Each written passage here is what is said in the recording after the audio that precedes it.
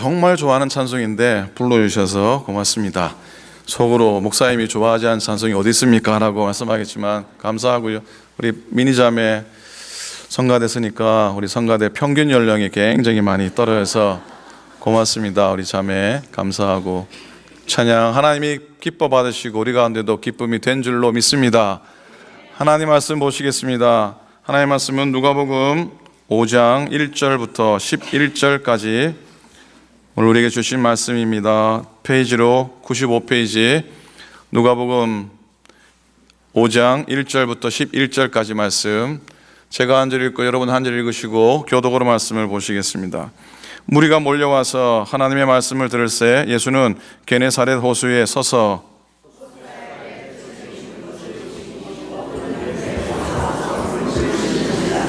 예수께서 한 배에 오르시니 그 배는 시몬의 배라. 육지에서 조금 떼기를 청하시고 앉으사 배에서 무리를 가르치시더니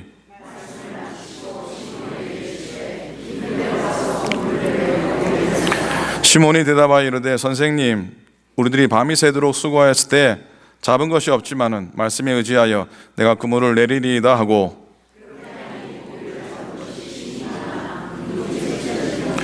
이에 다른 배에 있는 동무들에게 손짓하여 와서 도와달라 하니 그들이 와서 두 배에 채우니 잠기게 되었더라.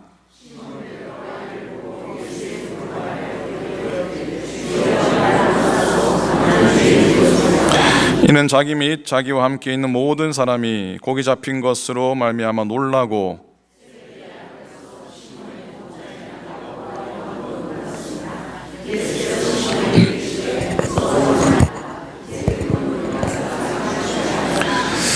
함께 있습니다. 그들이 배들을 육지에 대고 모든 것을 버려두고 예수를 따르니라. 아멘, 아멘. 오늘은 슈퍼볼이 있는 날이라고 합니다. 그래서 어느 권사님이 저희 귀에다가 목사님 오늘은 설교가 좀 짧으셔야 됩니다 라고 얘기하는데, 짧게 할까요? 길게 할까요? 예, 마음대로 하겠습니다.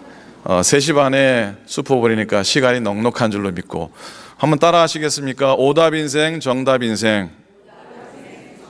여러분 어떤 인생을 살고 싶으십니까? 정답 인생 살으셔야죠. 몇 해 전에 중앙일보에 휴스턴에 있는 대표적인 암 전문 병원 MD 앤더슨에 일하시는 종신교수, 암센터의 종신교수인 김의신 박사님의 인터뷰 기사가 실렸습니다. 유명한 기사라서 여러분 기억하시는 분도 계실 겁니다. 한 30-40년 넘게 암 연구하면서 암에 대한 통찰력을 아주 세세하게 털어놓았던 인터뷰입니다. 이 박사님이 암에 대한 자세가 가장 중요하다고 역설을 하십니다. 그런데 이게요, 한국 사람하고 미국 사람하고 아주 다르다고 합니다. MD 앤더슨은 워낙 유명해서 한국에서도 내노라고 하는 재벌들, 총수들이 그 병원을 찾잖아요. 그런데 이 재력가들이 와서는 꼭 묻는 질문이 있다고 합니다. 미국 사람들 잘 묻지 않는데 한국 분들은 꼭 이 질문을 하신다고 합니다. 그 질문이 뭐겠습니까? 예? 선생님, 제가 얼마나 살 수 있겠습니까? 이 질문을 던진다고 하죠. 근데 미국 분들은 잘 그런 질문을 던지지 않아서 그 선생님도 의사가 그걸 어떻게 알겠습니까? 하나님만 아시는 것 아닙니까? 라고 말씀하는데 미국 의사들은 잘 모른다라고 솔직히 얘기하면은 한국 암 환자들은 꼭 그런답니다. 여기가 최고의 암병원인데 어떻게 그것도 모르냐고 따진다고 합니다. 재밌는 건 한국인 환자 중에 직업이 의사인 분이 그걸 제일 많이 따지고 제일 많이 물어본다고 합니다. 오늘 나오는 말 중에 여러분께 해당되는 거 있을지라도 널리 이해하시기 바랍니다. 여기 계신 분들은 한 분도 아닐 줄로 믿고요. 계속 이어집니다. 한국인 암 환자 중에 의사 말을 가장 잘 안 듣는 사람들이 어떤 사람들입니까? 기자가 물었더니 이렇게 얘기합니다. 의사와 간호사와 약사와 변호사라고 그렇게 얘기합니다. 가장 치료하기 힘들다고 합니다. 왜 힘듭니까? 박사님이 이렇게 말씀합니다. 그냥 시골에서 온 순박한 사람들은 의사가 처방한 대로 따라옵니다. 그런데 의사 직업을 가진 한국인 암 환자에게 항암약을 처방하면 집에 가서 밤새도록 인터넷을 서치합니다. 약에 대한 성분과 부작용을 조사합니다. 그런데 부작용에 보면 어김없이 죽을 수도 있다고 하는 구절이 등장하는데 다음날 병원에 와서 따집니다. 왜 내게 이런 약을 처방하느냐라고 그렇게 따진다는 것이에요. 환자 입장에서 충분히 그럴 수 있는데 이 선생님은 얘기합니다. 그게 문제가 아니라는 것이죠. 그게 문제가 아닙니다. 약을 의심하고 의사를 의심하면 환자의 마음이 다칩니다. 마음이 다치면은 몸도 다칩니다. 그러면 치료가 안 먹힙니다. 그게 진짜 문제입니다 라고 지적을 하셨습니다. 혹시 여러분 학교 다닐 때 컨닝 해보셨습니까? 해보셨으면 해봤다 그러시고 커닝을 해보셨습니까? 근데 혹시 학생실에 목숨을 걸고 커닝을 했는데 이게 오답을 커닝을 해서 낭패를 보신 적은 없습니까? 정답이라도 커닝하면 안 되지만 그렇게 되면 기가 막히죠. 유명한 얘기 있잖아요. 생각하는 사람 동상을 맞는 사람이 누굽니까? 문제가 나왔어요. 앞에 있는 친구가 정답을 적었어요. 뭐라고? 누구라고요? 로댕이죠. 로댕이라고 적었는데 그 뒤에 있는 녀석이 커닝을 하면서 정확하게 적으면은 좀 그럴 것 같아서 좀 유식하게 쓴다는 게 뭐라고 썼다고요? 오뎅이라고 썼다 그러죠. 뒤에 있는 녀석이 커닝을 하면서 이걸 좀 더 특별하게 쓴다고 쓴 게 뭐라고 썼다고요? 덴뿌라라고 썼다고 합니다. 이게 뭐 유명한 얘기인데 지어낸 얘기긴 하지만 이게 뭐 그냥 웃길 남의 이야기가 아니라는 것이죠. 아담이 범죄한 이후에 이 세상에 죄가 들어와서 인간에게 씻을 수 없는, 끊을래야 끊을 수 없는 죄의 체질이 생겼는데 그 체질이 두 가지 속성을 띠게 되었다고 합니다. 첫째는요, 하나님 한 분만이 온전한 기쁨과 행복을 느낄 수 있는 내 마음이 하나님을 떠나서 이 세상 안에서 내 허전한 마음을 채울 또 다른 것들을 정해놓고 그걸 추구하게 됐다는 거예요. 박사님 사진 넘겨도 괜찮습니다. 예. 죄가 우리 가운데 들어온 이후에 하나님 한 분만으로 기뻐야 되는데 그게 허전해서 세상 것들을 채우고 그것들을 추구하게 됐다는 것이죠. 두 번째는요, 그렇게 하나님을 등지고 살다 보니까 이 세상에 답이 있는 것 같아요. 하나님께 답이 있어야 되는데, 하나님께 위로와 만족을 얻어야 되는데 세상에 답이 있는 것 같은 마음이 생기는 겁니다. 삶과 내 인생 가운데 하나님 친히 모셔드릴 때 하나님으로부터 내 인생에 대한 해답이 나오는데 하나님과 결별하고 사니까 오답을 보게 되는 것이죠. 자, 오늘 우리가 함께 읽은 말씀은 누가복음 5장 1절부터 11절 유명한 말씀입니다. 예수님이 갈릴리 호숫가에서 당신의 제자들을 부르시는 장면입니다. 특별히 예수님이 밤새 고기 잡는데 실패한 베드로에게 느닷없이 뭐라 그럽니까? 어디로 가서 그물을 던져라? 어디를 가서 그물을 던져라? 깊은 데로 가서 그물을 던져라 하고 명령하십니다. 그래서 베드로가 그 말씀에 순종하여 의지해서 그물을 깊은 데 가서 내렸더니 그물이 찢어질 정도로 고기가 많이 잡혀서 혼자는 당길 수 없어서 옆에 있는 동료를 불러 겨우겨우 그물을 끌어올리게 됩니다. 자, 여러분, 이 본문에서 언뜻 이해가 안 가는 게 좀 있습니다. 자, 첫 번째요, 우리식으로 말하면은 사업의 대박을 터뜨린 순간입니다. 사업의 최고의 번성을 이룬 순간. 그런데 예수님 때문에 대박이 났는데 베드로가 예수님 보고 뭐라고 말씀합니까? 나를 떠나십시오라고 얘기합니다. 왜 사업이 대박 났는데 예수님 보고 떠나라고 그러지 모르겠습니다. 8절이죠. 8절입니다. 시몬 베드로가 이를 보고 예수의 무릎 아래 엎드려 이르되 주여 나를 어떻게 해요? 주여 나를 떠나소서 이렇게 얘기합니다. 그 다음에 나는 죄인입니다라고 고백합니다. 두 번째로 사업이 대박이 났는데 왜 자기를 죄인이라고 고백합니까? 주님께서 이렇게 많은 고기를 잡히게 축복해 주셨는데 왜 베드로는 나는 죄인입니다라고 고백을 할까요? 그리고 왜 예수님 떠나라 그럴까요? 셋째로요, 왜 무서워했을까요? 기가 막힌 10절입니다. 세베대 아들로서 시몬의 동업자인 야고보와 요한도 놀랐습니다. 예수께서 시몬에게 이르시되 무서워 말라. 여러분, 베드로가 왜 무서워했겠습니까? 고기 많이 낚았어요. 고기가 엄청나요. 사업의 대박을 터뜨린 순간인데 왜 무서워합니까? 보통은요, 오늘 이 본문을 묵상할 때 말씀에 의지하고 말씀에 순종했더니 그물이 찢어지도록 고기를 잡았다. 그러니 말씀에 순종하면 복을 받습니다라고 해석할 수 있습니다. 그러나 오늘은 좀 다르게 말씀을 보고 싶습니다. 오답 인생을 살아온 한 사람이 이제 예수님 때문에 비로소 정답 인생을 살게 되는 삶의 전환이 오늘 이 본문 속에 담겨져 있다고 하는 것이죠. 오늘 본문을 잘 이해하기 위해서는 그 키가 5절에 있다고 믿습니다. 자, 5절 함께 읽겠습니다. 시작. 시몬이 대답하여 이르되 선생님, 우리들이 밤이 새도록 수고하였으되 잡은 것이 없지만은 말씀에 의지하여 내가 그물을 내리리이다 그랬습니다. 우리는 이 말씀이 베드로가 굉장히 순수하게 어찌 보면은 정말 순종하는 마음으로 이 말씀을 했을 거라고 생각하지만 저는 오늘 좀 다른 뉘앙스를 한번 찾아봅니다. 밤이 새도록 수고했는데 잡은 게 없습니다.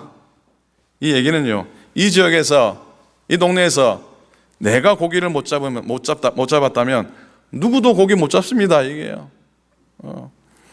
이 동네에서 내가 고기를 못 잡았다면 누가 와서 여기 그물 던져도 고기 못 잡습니다라는 얘기죠. 그래도 선생님 말씀하니까 한번 내려보겠습니다. 어찌 보면 어투 절반 정도는 빈정거림입니다. 뻔한 수고를 왜 시키냐 하는 것이죠. 해봐야 안 되는데 왜 시킵니까? 하라는 겁니다. 그런데 이게 웬일입니까? 고기가 가득 잡혔습니다. 고기가 가득 잡혔습니다. 아멘.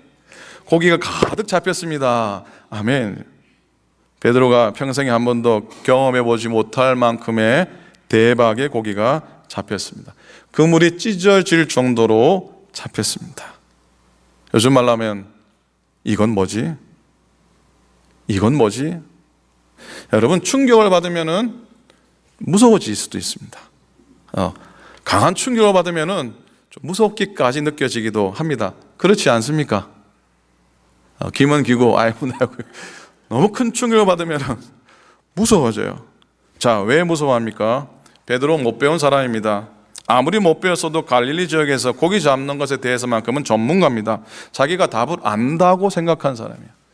나는 고기 잡이에 대해서는 전문가요, 답을 갖고 있다라고 믿었던 사람인데, 그래서 경험상 깊은 데로 가서 그물을 던지면 절대로 고기를 잡을 수 없어요.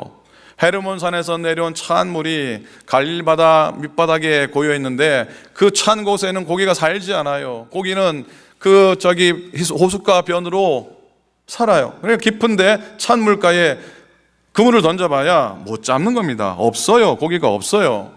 그걸 너무나 잘 알고 있는 베드로니까 빈정거리면서 그래도 말씀하시니까 내가 한번 던져는 보겠습니다 한 거예요. 근데 뜻밖의 고기가 잡혔습니다. 충격이에요. 베드로가 왜 무서워했던 겁니까? 베드로는 이제 자기 인생의 근거가 사라져버린 게, 자기가 알고 있는 정답이라고 생각했던 것이 오답이라는 것이 드러나 버렸습니다. 그러니 두려워진 겁니다. 베드로가 예수님께 말씀합니다. 나를 떠나십시오. 나는 죄인입니다. 여기서 죄인이라고 하는 건 빗나갔다는 뜻이죠. 여기서 죄인은 나는 인생에 있어서 답을 알 수가 없는 존재입니다라고 하는 뜻이죠. 그리고 나를 떠나서서는 내가 당신께 무슨 도움이 되겠습니까? 나는 도움이 되지 않습니다. 떠나십시오라고 하는 고백입니다. 바로 그때 예수님께서 베드로를 비로소 부르십니다. 이렇게 자기를 인생의 답을 찾을 수 없는 휴지 같은 인생으로 자각하는 순간에 주님은 베드로를 부르십니다. 10절이에요. 10절. 이제 후로는 네가 사람을 취하리라. 한번 다 같이 읽겠습니까? 시작. 이제 후로는 네가 사람을 취하리라 했어요. 예수님은 어떤 사람을 필요로 하시겠습니까? 예수님이 필요한 사람이 누군지 아십니까? 누가 예수님의 제자가 될 수 있는 겁니까? 세상에 답이 없는 자입니다. 세상 사람들은 저 사람 답이 없다라고 얘기하고 어찌 보면 오답 인생이 아니라 요즘은 오답 인생이라 그러지 않고요, 뭐라고 얘기하는지 아십니까? 노답 인생이랍니다. 답이 없는 인생이래. 여러분, 우리는 세상에 노답 인생, 세상에 답이 없는 인생을 하나님은 부르십니다. 세상의 어떤 분야의 전문가일지라도 나의 전문성을 믿지 않고 날마다 십자가에서 나의 인생을 새로 시작하겠습니다라고 그 앞에서 죽는 자가 주님의 제자가 될 수 있는 줄로 믿습니다. 하나님 붙잡을 때, 하나님 바라볼 때 하나님으로부터 나의 인생의 새로운 전문성이 다시 시작돼야 되는 것, 날마다 새롭게요. 자, 고기잡이에서조차도 정답을 낼 수 없었던, 그래서 자기 오답 인생을 자각하고 두려움에 떨고 있던 베드로가 예수님의 제자가 됩니다. 십자가 향해 걸어가는 인생을 통해서 정답 인생으로 베드로의 삶이 변화된 줄로 믿습니다. 아멘입니까? 아멘. 세상에는 매력적이고 재미있는 오답이 참 많습니다. 이것도 유명한 얘기인데요, 전설 같은 얘기잖아요. 시험 문제가 이렇게 났습니다. 어떤 마음 먹은 일을 3일도 안 되어 바꿔버리는 마음을 작뭐삼이라고 한다. 근데 이게 아이가 이 답에다가선 답이 뭡니까? 작심삼일이잖아요. 근데 이 아이가 답을 뭐라고 했냐면 작은 삼촌이라고 그랬답니다. 아마 작은 삼촌은 만날 시작하기만 하고 3일 만에 끝내버려서 작은 삼촌이라고 적었답니다. 맞는 것 같아요, 그죠? 아주 매력적인 답입니다. 세상에는 매력적인 오답이 너무 많이 있습니다. 여러분, 오늘날 하나님을 경험하기 위해서 사용되는 보조 도구는 참 매력적입니다. 물론 하나님께 잘 예배를 드리기 위한 수고를 모른 바 아니지만 교회마다 예배를 엔터테인먼트와 화려하게 되고 스케일이 웅장하고 그래야 거기서 하나님의 영광이 나타나는 것, 하나님의 능력이 나타나는 것처럼 생각하기 쉬운 시대가 되었습니다. 하지만 정말 하나님이 하시는 일과 사람이 하는 일을 궁극적으로 구별할 수 있기를 간절히 소망합니다. 저에게 먼저 그 마음이 필요할 겁니다. 정말로 하나님이 하시는 일 정답과 사람이 하는 일 오답을 구별하기 전까지는 진짜 하나님의 역사를 경험할 수 없을지도 모릅니다. 여러분, 마찬가지로 우리들이 교회에 와서 진정으로 하나님을 느낄 때 내 마음속에 있는 깊은 고독함의 문제를 해결할 수 있지, 교회 와서 사람들이 환영해주고 인사하고 악수하고 잘 왔다고 그런다고 해서 그 마음의 허전함이 사라지는 것 아닙니다. 물론 그런 것들이 필요하죠. 하나님만이 하실 수 있는 일이 있습니다. 하나님만이 만져주셔야만이 고쳐지는 나의 인생의 부분들이 있습니다. 하나님이 내 속에 들어오셔야지 열려지는 내 인생의 문이 있는 줄로 믿습니다. 그걸 우리는 인정해야 됩니다. 신앙생활에도 그렇고 우리의 삶에도 마찬가지입니다. 우리의 삶에 보조 도구들을 가득 채우면 그게 행복일 수 있다고 생각하는데요, 물론 도움이 됩니다. 그러나 그 보조 도구가 그 자체로 행복은 아닙니다. 그건 사랑이 아닙니다. 사랑을 표현할 수는 있지만 인기든 소유든 물질이든 이것 자체는 사랑이 아니죠. 행복도 아닙니다. 아주 매력적인 오답일 가능성이 높습니다. 마지막으로 말씀드려요. 여러분, 오답을 피하는 길, 시험 치면은 사지선다면은 여러분 시험 문제를 내는 사람이 꼭 매력적인 오답을 놓는다고 하죠. 그래서 대부분 거기서 걸려 넘어져 가지고 정답을 찍기보다도 이 매력적인 오답을 더 많이 찍는다고 합니다. 그걸 연구한 책도 있습니다. 참 희한한 사람이죠. 매력적인 정답은 어떤 것인가 근데 그게 아이들 시험 볼 때 말뿐만 아니고요, 우리도 마찬가지. 자, 어떻게 오답을 피할 수 있습니까? 신앙생활에 있어서 어떻게 오답을 피할 수 있습니까? 여기에는 깊은 아이러니가 있습니다. 깊은 역설이 있습니다. 바로 내가 모든 생각과 행동에 있어서 정답을 낼 수 없는 존재라는 사실을 깨달을 때 우리는 오답을 피할 수가 있습니다. 나는 정답을 낼 수 없습니다. 나는 정답을 낼 수 없습니다라고 하는 그 우리의 마음가짐이 오답을 피하는 삶의 전제라는 것이죠. 나는 절대로 정답을 낼 수 없는 자라는 걸 아는 거예요. 그게 오답을 피하는 거예요. 서두에서 제가 김의신 박사님의 인터뷰를 소개했습니다. 이 인터뷰는 이렇게 끝납니다. 암에도 기적이 있습니까? 기적적인 치유를 한 환자들의 공통점이 무엇입니까? 이 질문에 대한 대답으로 끝나는데요. 오늘 말씀에 빗대어서 박사님의 주는 말이 남다릅니다. 김 박사님이 이렇게 말합니다. 아니, 고백합니다. 있습니다. 겸손입니다. 자신을 완전히 포기하고 내려놓는 겁니다. 어떤 사람은 신에게 모든 걸 맡기기도 합니다. 그럴 때 뭔가 치유의 역사가 작동했습니다. 나는 크리스찬입니다. 기독교인의 눈으로 설명하면 이렇습니다. 암에 걸리는 것은 뭔가 시련을 줘서 나를 단련시키고자 함입니다. 그렇게 마음을 먹어야 합니다. 그렇게 마음 먹으면 어느 순간에 감사하다는 생각이 듭니다. 암에 걸린 덕분에 내가 소중한 뭔가를 깨닫게 되기 때문인 것이죠. 그럼 치유의 역사가 그러면 나타납니다. 작동합니다. 그런데 암에 걸린 게 억울해 죽겠다고 생각하는 사람은 힘듭니다. 오히려 암이 더 악화되기 쉽습니다. 그는 이 마음가짐이 얼마나 중요합니까? 라고 하는 고백으로 이분의 말씀으로 끝납니다. 사랑하는 오클랜드 교회, 믿음의 교회 여러분, 신앙적으로 오답을 피하는 가장 확실한 방법은 베드로의 고백처럼 나는 죄인입니다. 나는 부정합니다. 나는 정답이 아닙니다. 라고 고백하는 길입니다. 달리 표현하면 자기 부인, 자기 부정, 자기 비움 내려놓음인 겁니다. 우리가 정답을 낼 수 있다고 확신하고 내 스스로 정답을 찾으려고 시도할 때는 반드시 매력적인 오답에 빠질 수밖에 없다는 겁니다. 자, 오늘도 주신 말씀 마음속에 담았으면 좋겠습니다. 정답이 인생으로 가는 우리의 신앙과 삶의 그 출발은 바로 나는 정답이 아닙니다라는 고백이 있다는 것. 거기에 영원하고 또 진정한 영적인 은혜의 정답이 있다는 사실을 마음속에 담고 하루하루 또 주님 따라 주님 부르심에 응답하며 살아갈 수 있는 우리 모두가 될 수 있기를 우리 주님의 이름으로 간절히 축원을 드립니다. 아멘. 아멘. 기도하겠습니다. 하나님 고맙습니다. 사실 우리들은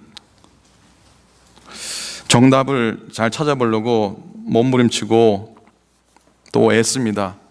그렇지만 하나님 원하시는 정답을 찾지 못할 때가 얼마나 많은지 모릅니다. 나는 죄인입니다. 나를 떠나십시오. 나는 무지합니다. 나는 아는 것이 없습니다. 말씀에 의지해서 내가 그물을 던지겠습니다. 믿음의 고백만이 내 인생의 내 영혼의 정답을 찾는 길임을 고백하고 확신하며 그렇게 살아가게 해 주시옵소서. 오늘도 내 인생에 주님 들어오셔서 나의 삶 가운데 역사하심을 고백하며 성찬 예식에 참여하기를 원합니다. 하나님, 이 예식 가운데 함께 해주시고 주님이 우리 가운데 들어오시며 우리 가운데 역사하시는 은총의 고백과 예식이 되도록 인도하여 주옵소서. 감사드립니다. 우리 주님 예수님 이름으로 간절히 기도드립니다. 아멘.